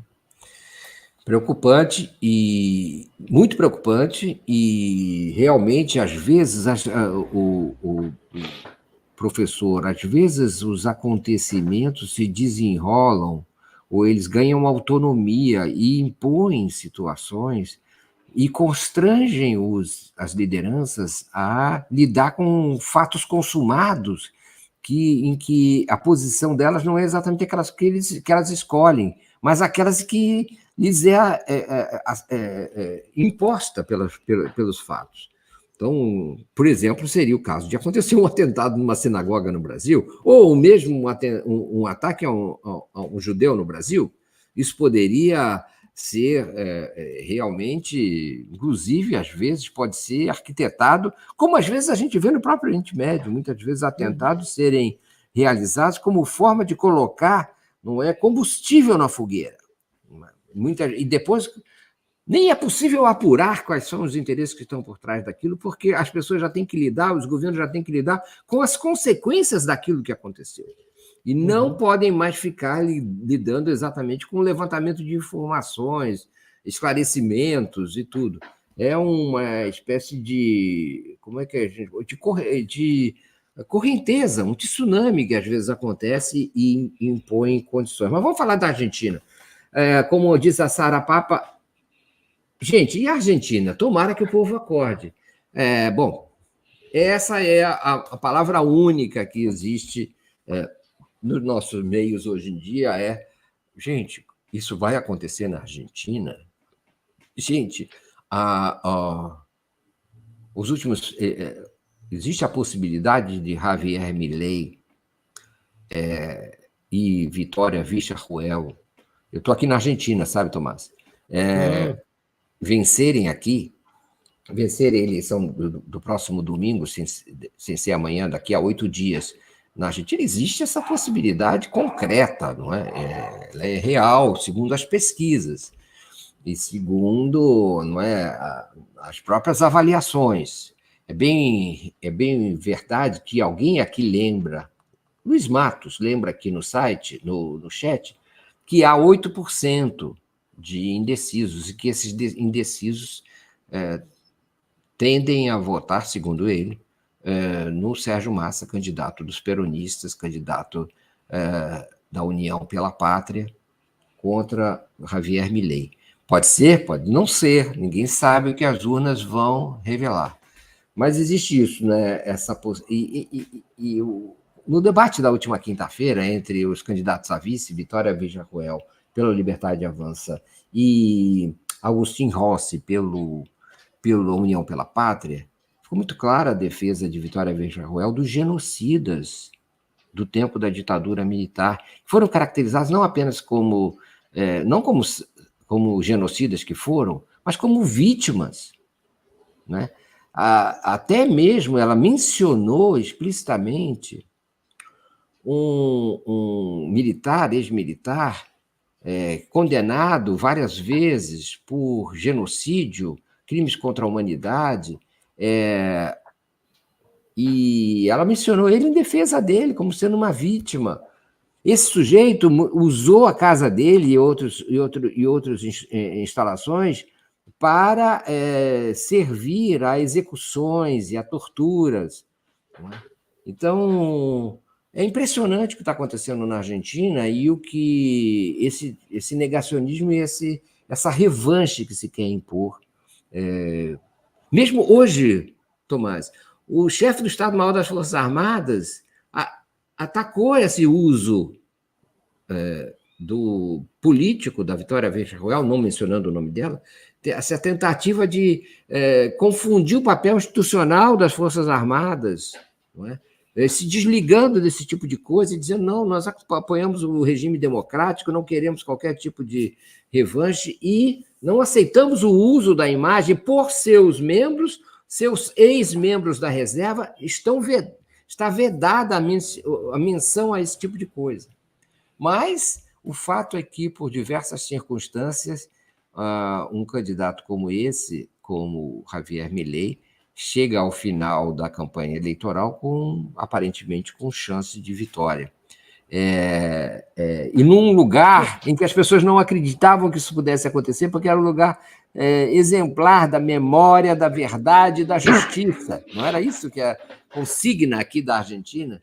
Memória da ditadura, verdade sobre o que aconteceu na ditadura e justiça. Quer dizer, não tem anistia, não tem a lei do respeito devido, não tem nada de passar o pano pelas violências perpetradas pelo esquema da repressão, principalmente pelos militares, muitos deles condenados e presos ainda à prisão perpétua. E a Vitória Villarroel não disse se ela é a favor da libertação ou não. Quando perguntada se ela libertaria os genocidas no debate pelo Agustin Rossi, ela fugiu do assunto. Ou seja, ela quer libertar os genocidas que estão condenados depois daquilo que patrocinaram. Mas as pessoas não acreditam que isso seria possível num país como a Argentina, que a Argentina pudesse viver uma situação parecida com aquela que o Brasil viveu até o ano passado. Essa ansiedade é que eu acho que precisava ser esclarecida, Tomás. O que você pode nos dizer a esse respeito dessas perspectivas para os próximos dias? Olha, eu tenho lembrado muito, no caso da Argentina, daquela música do Paulinho da Viola, né? Quando eu penso no futuro, não esqueço o meu passado. Então, o que o Javier Milei propõe é a velha fórmula que deu errado com Menem Cavalo, que deu errado com De la Rua, e que deu errado com aquela vertente, tanto dos justicialistas, que são os peronistas, quanto com os radicais da União Cívica Radical, que mantiveram uma agenda neoliberal. Bom, quem tirou a Argentina dessa situação foram os Kirchners, que é uma vertente dentro do peronismo, né? Vamos entender que o peronismo é um movimento bastante amplo, é um movimento que é mais difícil entender o peronismo para quem não conhece a política argentina que, por exemplo, o petismo no Brasil, porque ele já tem um claro delineamento, já tem um campo. Agora, o peronismo é uma coisa mais ampla, é um sentimento, é uma identidade de um projeto de país, uma coisa... E aí, muitas vezes, você tem um peronismo mais à esquerda e outro peronismo mais à direita. Bom, vamos entender então nessa equação da Argentina o que se coloca. Basicamente é o seguinte: quando o Menem foi presidente da Argentina, o Menem, que por sinal também está preso, né? Eu vou falar primeiro do Menem e depois eu falo dos ditadores, né? Para a gente falar o que está mais recente, para depois a gente ir lá para trás. Então, o Menem, ele criou, né, aquele plano austral. O ministro era o Domingos Cavallo, na época o ministro da Economia, e eles chegaram a fazer a dolarização da economia da Argentina, uma dolarização indireta, que era aquela cláusula, um peso é igual a $1, que eles conseguiram colocar isso na Constituição da Argentina. Isso foi aprovado como uma emenda constitucional. E só foi derrubada pelo Eduardo Duhalde, depois que ele foi presidente da Argentina. Bom, a Argentina, depois que teve todo esse processo aí de dolarização indireta, se colocou numa situação de caos econômico. Eu me lembro muito bem dos panelaços que os argentinos faziam na rua, porque havia uma grande fome na Argentina no começo dos anos 2000. Então, no começo dos anos 2000, a Argentina praticamente faliu, ela quebrou com o neoliberalismo. E o plano austral precisou ser removido, e essa paridade com o dólar acabou, de certo modo, sendo esquecida, sendo abandonada. O que o Milei propõe é uma volta àquilo que já deu errado, mais intensivamente ainda. Então, ou seja, não é só agora fazer uma paridade do peso com o dólar, agora é literalmente dolarizar.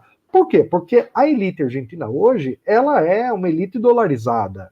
Ela comprou muito dólar, ela tem reservas, ela tem capital em dólar. Então, o que basicamente o Milei está fazendo é atendendo os interesses de quem já se beneficiou com isso. Porque no mercado paralelo da Argentina, o dólar está circulando livremente. Você está aí, pode até talvez dizer, né, que onde você vai aceita dólar. Então, na prática, você tem uma situação que, quando teve esse interregno dos peronistas para o Macri retomou essa agenda, e os problemas estruturais da economia da Argentina foram criados ali na situação do governo do Macri, e quando veio o governo do Fernandes, ele encontrou uma situação que faltou ali uma série de coisas, faltou unidade política com o grupo da Cristina, faltou uma amplitude maior dos peronistas com outras forças para poder combater a questão dos fundos abutres, combater as questões estruturantes ali que estavam presentes. Então, de certo modo, a Argentina ela entrou numa situação muito difícil. E os peronistas cometeram um grande erro de lançar o Massa no seguinte sentido: se a principal crítica da população argentina é a política econômica dos peronistas, você vai lançar o ministro da Economia? Não estou nem dizendo que o Massa é um bom quadro, ele tem sua contribuição, não estou entrando no mérito, eu só estou da figura dele em si. Eu estou entrando no mérito do governo lançar alguém que está vinculado ao que deu errado. E deu errado por uma série de fatores, por falta de ousadia, por falta de ambiente político, teve toda aquela perseguição a Cristina Kirchner, aquele lawfare, como aconteceu com o Lula. Então, é importante a gente entender que tudo isso foi criando o clima para que viesse essa proposta, né, de anarcocapitalismo que o Milei propõe. O Milei é muito diferente do Bolsonaro, tá? Isso a gente precisa deixar claro. A vice dele, que foi essa que você mencionou, essa sim é uma revisionista da ditadura militar. Então, veja só, é como se a gente pegasse e juntasse um lado do ultraliberalismo com o lado dos defensores do autoritarismo, da ditadura e daquele alinhamento com os Estados Unidos. E essa turma é muito complicado esse revisionismo histórico da ditadura, porque é como você falou, Mário, a Argentina era considerada um caso exemplar de resgatar a memória, até mais do que o Chile, porque foi uma ditadura curta e violenta, foi muito rápida a violência com a qual a ditadura argentina reagiu. Eu me lembro que uma vez eu estava participando de uma reunião do Mercosul participativo e uma delegada argentina, né, ela levantou e ela falou: pessoal, eu quero interromper aqui para fazer um anúncio. O general Videla acaba de morrer preso na cadeia. E foi uma celebração, todo mundo celebrou isso, porque um ditador, né, morreu preso pelos crimes que cometeu. Não que alguém estivesse comemorando a morte da pessoa, mas comemorar que a justiça foi feita. Alguém causou tantos males a uma nação, ele terminou sua vida numa cadeia, né? Então, na época, isso me marcou muito, porque eu falei, poxa, né, olha como eles estão lidando com uma situação. E olha que a gente não tem nem ameaça do bolsonarismo no Brasil. Agora, esse movimento da extrema-direita é um fenômeno mundial, que está muito vinculado às redes sociais, mas também à questão da internacionalização dos ideais conservadores. E aí veja só que situação importante. A Argentina, ela teve, né, aqui tem um comentário, a Argentina tem uma grande comunidade judaica, assim, inclusive teve um atentado que ocorreu na Argentina contra os judeus argentinos e que também estão associados à questão de Israel. Então existe toda uma tradição, uma das propostas, aliás, de se criar o Estado de Israel era na própria Argentina, né? Tomarem o naco ali da Argentina e criar o Estado de Israel. Depois isso foi rejeitado e eles escolheram fazer isso na Palestina. E é curioso que esse alinhamento que o Milei propõe é uma radicalização. É romper com os BRICS, romper com o Mercosul e se alinhar automaticamente aos Estados Unidos e a Israel. Então, é curioso ver o quanto a juventude desesperançosa ela aposta nesse tipo de discurso, porque esse tipo de discurso é o discurso que o Bolsonaro usou, de ser supostamente o antissistema. Por que supostamente? Porque esse tipo de candidato se apresenta como uma negação do sistema, quando na verdade o que eles veem exatamente é para reafirmar o próprio sistema. É interessante isso que você fala, porque me lembra essa coisa, quer dizer, então há uma insurreição, uma rebelião que o Milei quer fazer contra os BRICS, contra um eixo que inclui a China. É isso. Tudo isso me soa, professor, como algo muito pouco sensato do ponto de vista do pragmatismo comercial, das trocas internacionais, do pragmatismo geopolítico também. Parece uma ideologização que nem mesmo os Estados Unidos e nem mesmo Israel cometem. Nenhum país do mundo ousa hoje em dia romper relações comerciais com seus parceiros. Você pode adotar sanções, você pode bloquear um ou outro canal, mas romper relações comerciais é impressionante como isso possa ser matéria de propaganda política e de promessa política de um candidato. Eu não conheço, nem mesmo Bolsonaro fez isso. E olha, Bolsonaro já era um sujeito que introduzia os temas da Guerra Fria nas suas declarações e nas suas promessas, mas não chegou nunca a esse ponto de essa insanidade, essa insensatez. Então, algo nesse país que é tão maduro politicamente, que a gente tinha essa ideia, havia... Às vezes é contraditório, porque um país que pode ser muito maduro politicamente à custa de uma espécie de repressão do pensamento e das mágoas de uma parte da população que acaba ressurgindo de uma maneira ou de outra dos escombros e, às vezes, das crises econômicas de uma certa situação conjuntural.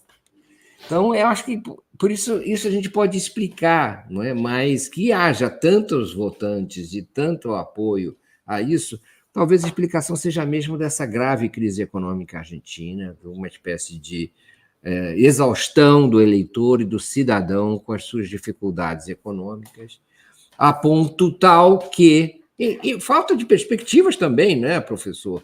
Porque os jovens também não se sentem contemplados e com perspectivas de vida, a ponto de apelarem para um desespero absoluto, não é? Uma coisa desse tipo, né? Que é suicida, né? Não será aplicada, não há como levar adiante.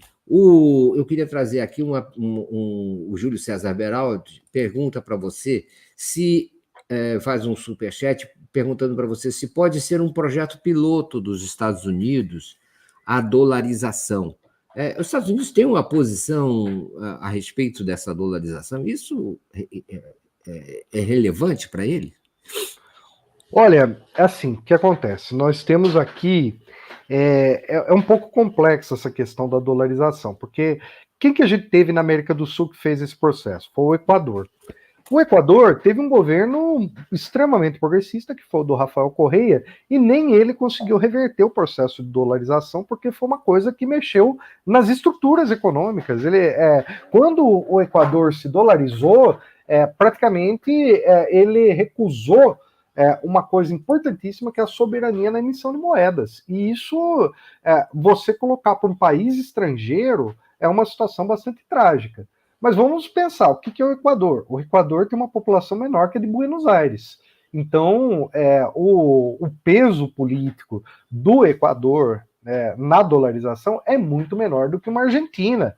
Uma Argentina se dolarizar, primeiro que significa uma pá de cal no processo de integração do Mercosul, porque o processo de integração do Mercosul ele propõe inicialmente um regionalismo aberto, uma integração das economias, até as placas de carro hoje, né, passaporte do Mercosul. Então, foi um processo gradual de integração. Então, o Mercosul ele ganhou força e reconhecimento nas respectivas sociedades. Só que hoje, simplesmente, o Milei ele pode acabar com tudo isso que chegou. E a própria inclusão da Argentina no BRICS foi uma cartada que o Lula deu, bastante arriscada, porque, de certo modo, você pode ou ter fortalecido quem vai derrotar o alinhado dos Estados Unidos, ou você colocou dentro do BRICS o próprio cavalo de Troia.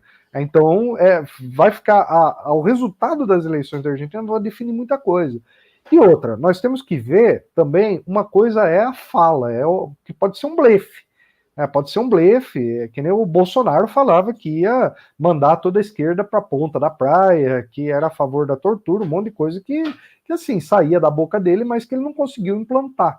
Então, é óbvio que, assim, a partir do momento que você dolariza uma economia do tamanho da Argentina, você vai ter um problema gravíssimo, que é o que o pessoal da CEPAL, né, o próprio Raul Prebisch já colocava esse problema, o Celso Furtado, né, qual que vai ser o problema? Basicamente, a Argentina ela vai ter que consumir em dólar, sendo que a economia dela é uma economia em pesos. Então, mesmo que o peso deixe de existir, as estruturas subdesenvolvidas da Argentina não acompanharão essa questão do dólar. E outra, quanto de dólar a Argentina vai ter circulando na sua economia? A Argentina não vai ter controle disso. Isso vai ficar sob controle de quem? De cambista. Isso vai, ainda que ele quer fechar o Banco Central, que quem faz essa intermediação, em geral, são os bancos centrais. Então, e eu acho curioso como essa figura grotesca do Milei, com essa proposta inconsequente que ele traz, é muito complicada, no sentido de ser insensado por certos setores da mídia. O Estadão trata o Milei como um libertário, né? A Folha passa pano para ele, a Globo. Então, a mídia mainstream do Brasil, ela vê até com simpatia algumas posições do Milei. Claro, existe uma questão desses candidatos de extrema direita, que é uma certa estética que eles usam, essa coisa, repare, né? O próprio cabelo bagunçado dele é muito parecido com o do Boris Johnson. Essa retórica agressiva é muito parecida com a do Bolsonaro e do Trump. Então existe meio que uma cartilha que esses personagens de extrema direita eles vêm seguindo. Então eles constroem uma certa identidade em torno de uma personalidade meio, como é que eu posso dizer, fanfarrona, né? O próprio Mussolini era assim. Mussolini falava com tanta... Você olha o Mussolini, é engraçado que ele parece uma figura grotesca, ele não parece algo... só que ele era cativante, tanto que ele levou a população da Itália a apoiá-lo. Né? Então, é muito necessário que a gente entenda esse fenômeno dessa nova extrema-direita no mundo como algo que tem muitas similaridades com o que acontece. E a gente pode ver o caso de Portugal também hoje. Né? O primeiro-ministro teve lá a renúncia, né? Por uma acusação de corrupção que parece lawfare, parece uma lava-jato portuguesa, e o único setor da política portuguesa que se beneficiou com essa renúncia foi a extrema-direita portuguesa. Então, eu vejo muitos paralelos que podem ser traçados entre esses perfis de políticos, né, que nos Estados Unidos eles chamam isso de populista. Eu não gosto desse termo por uma série de questões, mas existe até uma caracterização desse tipo de figura.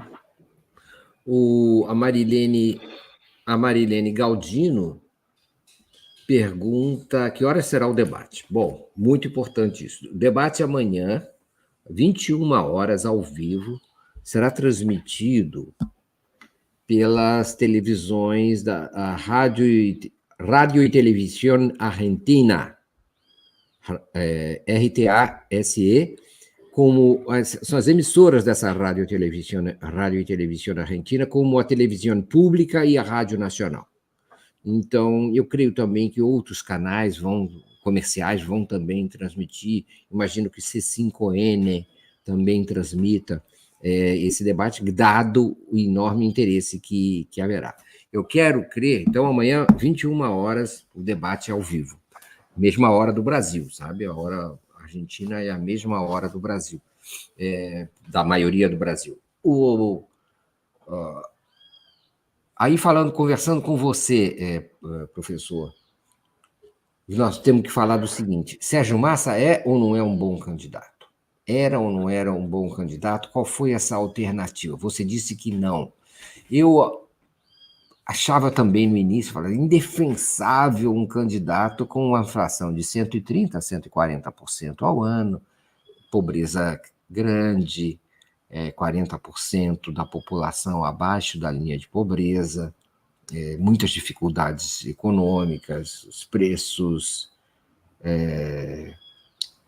o peso seguidamente se desvalorizando, né? Então, achava indefensável. Mas, na campanha, eu queria dizer o seguinte: todos os candidatos já venceram nessa eleição.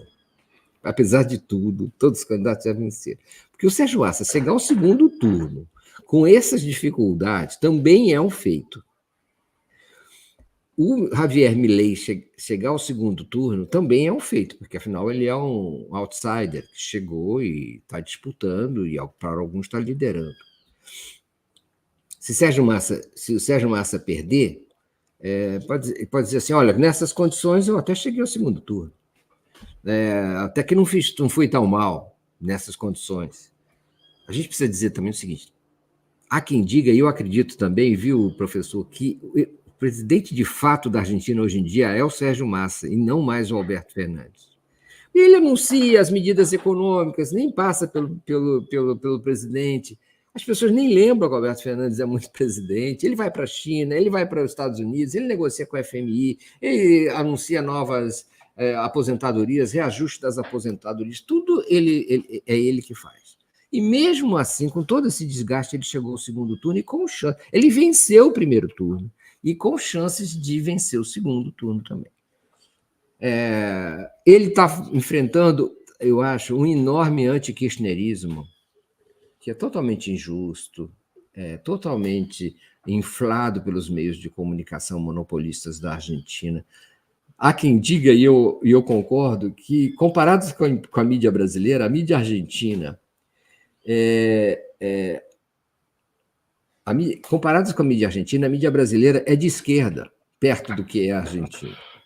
Para vocês terem uma ideia do grau de conspiração, de fofoca, de fake news, de partidarização, mas sem qualquer pudor. Não tem essa ideia de neutralidade que tentam aparentar a Folha e o Globo, às vezes. Não tem nada disso na Argentina. Eles são assumidamente antiperonistas, antikirchneristas principalmente. Se bobear, até apoiaram o tiro que tentaram dar na ex-presidenta Cristina Kirchner. Alguém até lamentou que não tivesse dado. Enfim, é isso que é o ambiente político midiático na Argentina. Então, eu até fico em dúvida agora se não foi uma opção correta, sabe? Porque a gente chega nesse segundo turno com uma abertura para a direita aderir. A direita, que não é selvagem, ultradireitista, está aderindo, como a União Cívica Radical, como a Coalizão Cívica, mesmo parte dos socialistas, do Partido Socialista. Enfim, eu sinto que, no ponto de vista político, o candidato Sérgio Massa, por não ser kirchnerista, nem peronista direito, ele acaba sendo essa abertura. Então, uma coisa compensa a outra. O peso que ele leva por carregar essa situação muito difícil na economia argentina é compensado pelo fato de ele ser um candidato que, até por não ser muito peronista, acaba sendo simpático para atrair parcelas daqueles que são, dizer assim, honestos, como os radicais. Então, fica essa... E também ganha alguma credibilidade o discurso dele, que é muito parecido com o do Lula, hein? De que vai fazer um governo de união nacional, que o seu ministro da Economia não pertencerá ao Partido Peronista. Enfim, é toda uma estratégia para conseguir ganhar alguns votos que sejam definitivos para uma vitória na semana que vem. Só essa observação que eu queria fazer e contar com o seu comentário. Olha, eu tendo a ser simpático a essa sua opinião, porque no começo eu também falava, nossa, que loucura. Mas o Massa, ele foi se saindo muito bem. Não dá para negar que ele não tenha tido um bom desempenho. Ele conseguiu enfrentar, ele conseguiu ampliar a aliança, isso é muito importante.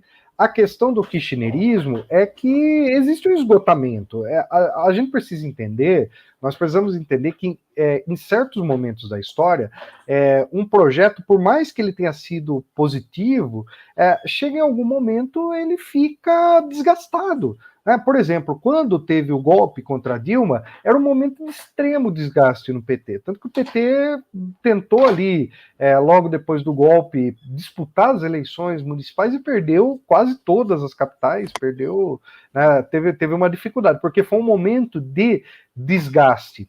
E o peronismo, basicamente o kirchnerismo, que é uma das vertentes do peronismo, vive esse desgaste. O que nós temos que entender é qual é a melhor tática num tempo de desgaste. E aí eu acho que a tática de você dar um passo para trás para poder dar dois para frente, ela foi uma tática acertada nesse sentido. Agora, é muito difícil, porque o Massa, ele tem uma vantagem que ele pode jogar a culpa no Fernandes. E agora, na eleição, está valendo tudo. Já que o Fernandes está desgastado, pode queimar ele. O importante agora não é a imagem, salvar o legado kirchnerista, nada. Agora é a união nacional em torno da coerência política, né? Porque a gente está falando aqui de um lunático, né? Nós estamos falando de um... E vou dizer uma coisa para você, Mário, que é muito curioso, porque a gente trata o Milei como lunático como a gente tratou o Bolsonaro. Na verdade, o personagem que eles interpretam é lunático, mas eles, no fundo, são muito bem calculados os movimentos deles. O Bolsonaro, quando ele estava em alguma situação difícil, ele criava uma polêmica em torno de algo que era execrável pela sociedade para poder ficar em evidência. E com isso ele ia fazendo o bolsonarismo cada vez mais se fortalecer em termos da sua identidade ideológica. E o Milei é muito parecido nesse sentido. No fundo, todos estão usando a receita do Steve Bannon, que é basicamente um conceito que tem se desenvolvido aí, né, em termos das posições desses tipos de candidatos. Agora, qual que é a questão? A juventude, que é um aspecto que eu tenho destacado, por que ela apoia o Milei? Porque ela olha para os peronistas, ela olha para o próprio Massa, ela olha para o kirchnerismo, e ela fala, essa turma representa tudo que está aí, e eu quero algo que seja o oposto de tudo que está aí. Só que essa é uma visão superficial, porque, na verdade, o Milei representa o oposto do quê? Representa o oposto não das transformações, daquilo que seria o negativo da Argentina. Ele representa o oposto do pouco que foi positivo conquistado em todos esses anos. Então, ele joga tudo no mesmo balde, né? Então, contra tudo e contra todos, né? Eu lembro que essa palavra de ordem tinha até uma política da Argentina, da esquerda católica argentina, que ela usava o jargão que se vaiam todos, qual que era mesmo o nome dela? Era Rosário, alguma coisa assim. Enfim, ou ela era de Rosário, não lembro agora exatamente.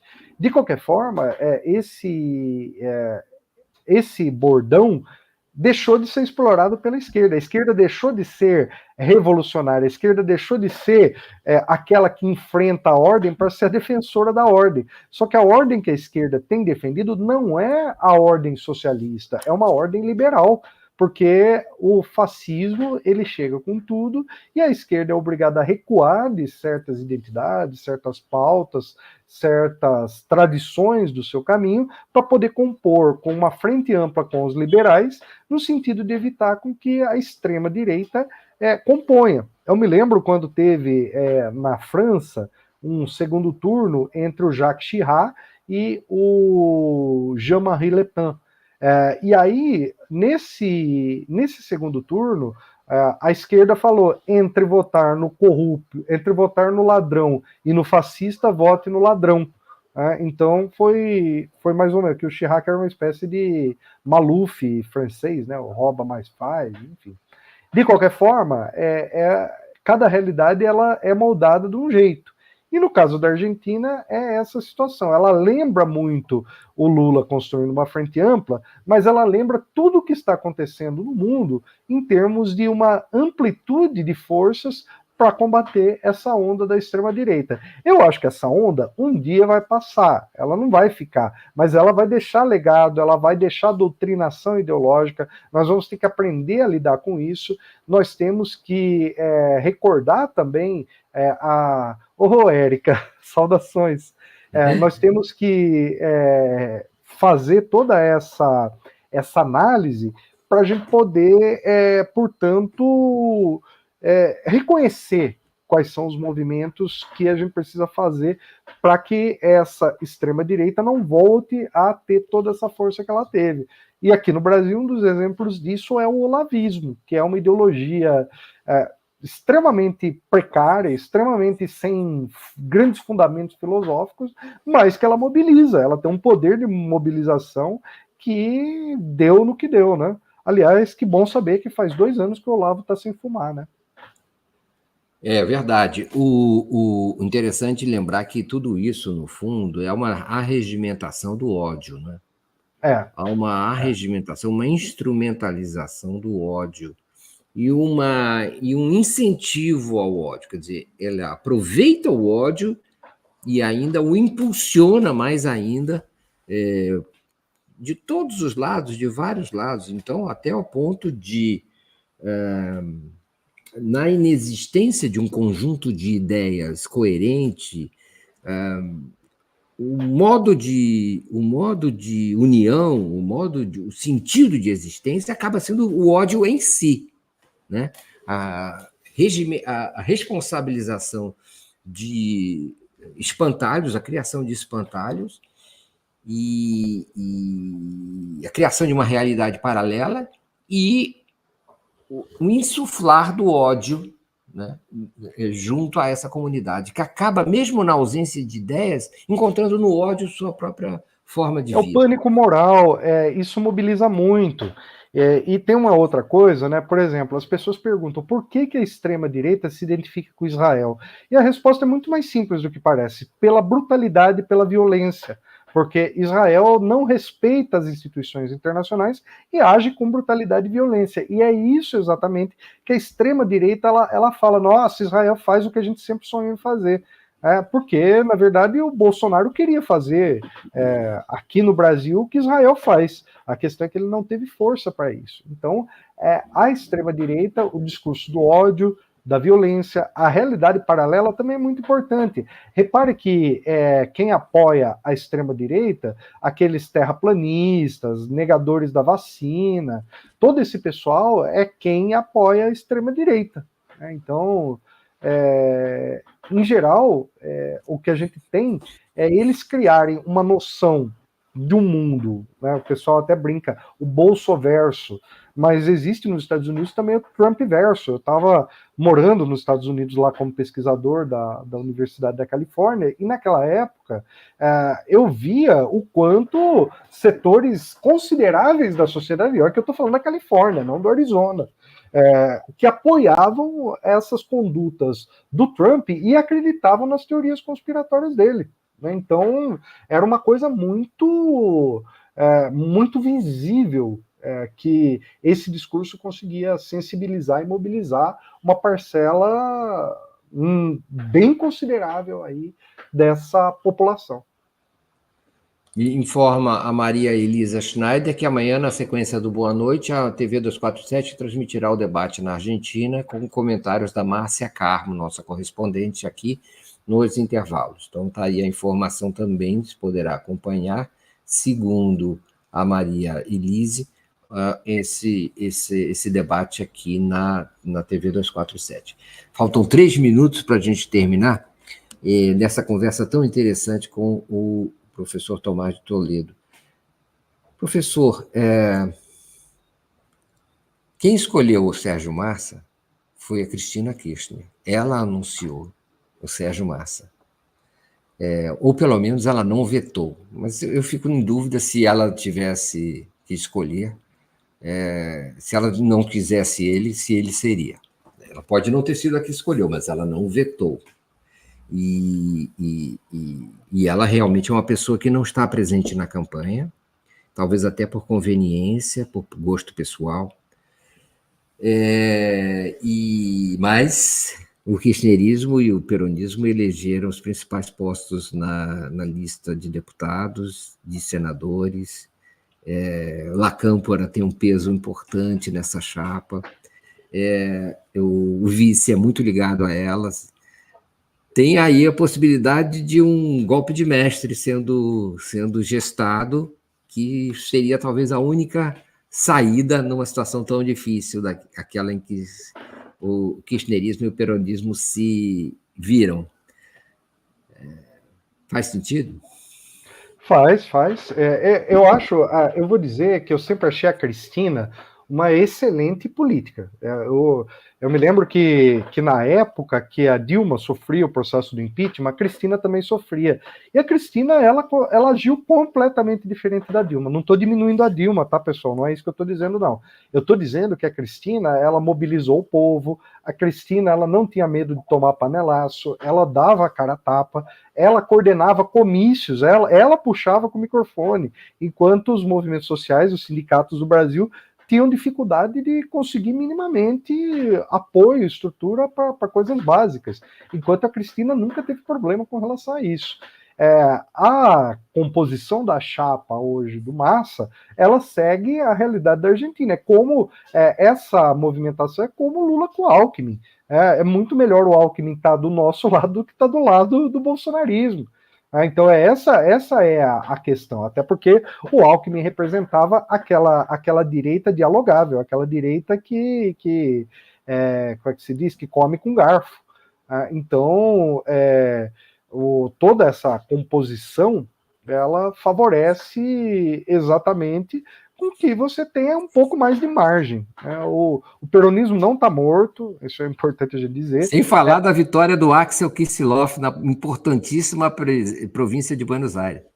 Em Buenos Aires, que é a principal província da Argentina. É um peso. É a São Paulo dos argentinos. Você ganhar Buenos Aires, você mexe todo o tabuleiro. Agora, o que nesse contexto é importante a gente lembrar? Os peronistas já erraram muito. Eu lembro quando eles lançaram o Scioli, né, para enfrentar o Macri, foi um desastre, né? Então assim, é importante que se aprenda com os erros. E se o peronismo ele conseguir agora, né, ter um fôlego, eleger massa e conseguir ter um tempo para se reestabelecer, isso é muito bom para a Argentina e muito bom para a América do Sul e para a América Latina como um todo. Por quê? Porque os projetos políticos precisam se reoxigenar. É o caso do Brasil. A gente está muito dependente da figura do Lula ainda. Se o Lula nos deixar por algum motivo de saúde, qualquer outra coisa, né, nós vamos ficar órfãos sem ter ninguém preparado nesse momento aqui para poder liderar essa frente. Então, é muito difícil esse momento que a gente está vivendo. Né? Então, a gente precisa apostar na renovação de quadros, apostar na juventude, voltar a ser uma esquerda rebelde, voltar a mobilizar as massas, né? Tomar as redes sociais, porque a extrema-direita cresce muito nesse rincão e a esquerda ela ainda está na idade da pedra. Então, se a gente consegue retomar tudo isso, nós vamos poder, portanto, começar um novo ciclo aqui na América Latina. Claro que tudo é uma situação conjuntural. A conjuntura muda o tempo inteiro. E a gente ter uma situação de quem hoje está do nosso lado, mas que no passado estava na oposição, significa uma recomposição. E essas recomposições fazem parte da política. Não é à toa que, quando teve o golpe militar de 64, o João Goulart uniu com o Carlos Lacerda e com o Juscelino Kubitschek para formar uma frente ampla. E eram pessoas que jamais se imaginaria que comporiam o mesmo palanque. Não deu certo aquela frente ampla, mas ela foi uma coisa importante, né? Foi um passo significativo aí. Muito bacana. Obrigado, viu, professor? Foi uma honra, foi um banquete conversar com você. Queria lhe desejar tudo de bom e lhe agradecer muito pela riquíssima conversa que você nos proporcionou na noite de hoje. Muito obrigado, Mário. Queria convidar o pessoal da 247, os ouvintes, que sigam meus canais, né? O canal Farol de Alexandria no YouTube, que é dedicado à história e arqueologia, o canal Professor Thomas de Toledo, que trata esses temas de geopolítica, relações internacionais, e sigam também minhas redes sociais, o Facebook, o Instagram, Thomas de Toledo, vocês colocam lá, é o que vai sempre aparecer. Então, não se esqueçam aí, Farol de Alexandria e Professor Thomas de Toledo no YouTube e Thomas de Toledo nas outras redes sociais. Agradeço e é um prazer conversar em alto nível, porque o Mário também é um grande jornalista que traz perguntas provocativas e, com certeza, isso enriquece todo esse debate aqui que a gente faz. Muito bem. A gente está terminando esse programa. Fiquem agora com boa noite.